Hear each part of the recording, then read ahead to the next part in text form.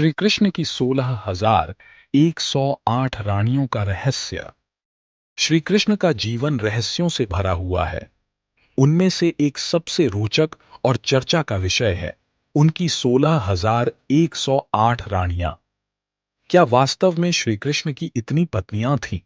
इस कथा का आधार क्या है? क्या यह केवल एक धार्मिक मान्यता है या इसके पीछे कोई आध्यात्मिक और ऐतिहासिक सत्य भी छिपा हुआ है? भागवत पुराण और महाभारत के अनुसार श्री कृष्ण की 16,108 रानियां थीं। इनमें से 8 उनकी मुख्य पत्नियां थीं, जिन्हें अष्टभैरव या अष्टलक्ष्मी भी कहा जाता है। ये थीं रुक्मिणी, जाम्बवती, सत्यभामा, कालिंदी, मित्रविंदा, सत्य, भद्रा और लक्ष्मणा। इन सभी से विवाह किसी न किसी विशेष कारण से हुआ था। लेकिन सबसे बड़ा रहस्य तब सामने आता है जब 16,000 अन्य रानियों का उल्लेख किया जाता है। इन सभी को नरकासुर नामक असुर ने अपने बंदी गृह में कैद कर रखा था। नरकासुर के आतंक से त्रस्त होकर इन कन्याओं ने श्री कृष्ण से मुक्ति की प्रार्थना की। श्री कृष्ण ने नरकासुर का वध किया और इन सभी कन्याओं को बंधन से मुक्त कराया। लेकिन समस्या यह थी कि समाज उन्हें स्वीकार नहीं करेगा। उनकी इज्जत धूमिल हो चुकी थी।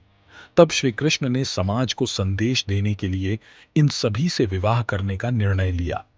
यह विवाह मात्र एक सामाजिक मर्यादा को स्थापित करने के लिए था, ताकि उन कन्याओं को सम्मान मिल सके और वे सामान्य जीवन जी सकें। श्री कृष्ण केवल एक राजा या योद्धा नहीं थे, वे योगेश्वर भी थे। उनकी योग शक्ति इतनी प्रबल थी कि वे अपनी 16,108 रानियों के साथ अलग-अलग स्थानों पर एक साथ उपस्थित हो सकते थे। इस कथा का एक गहरा आध्यात्मिक अर्थ भी है।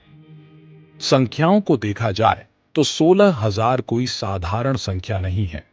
यह मनुष्य की मानसिक और आत्मिक अवस्थाओं का प्रतीक है। वहीं 8 पटरानियां 8 प्रकार की सिद्धियों को दर्शाती हैं।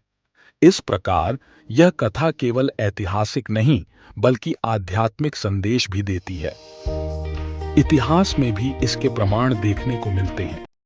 द्वारका, जिसे श्री कृष्ण ने बसाया था, समुद्र में समा गई थी। आज भी समुद्र के भीतर इसके अवशेष मिल रहे हैं, जो श्री कृष्ण के ऐतिहासिक अस्तित्व को सिद्ध करते हैं। यह कथा केवल एक राजसी प्रेम की कहानी नहीं है, बल्कि यह समाज सुधार का एक उदाहरण है।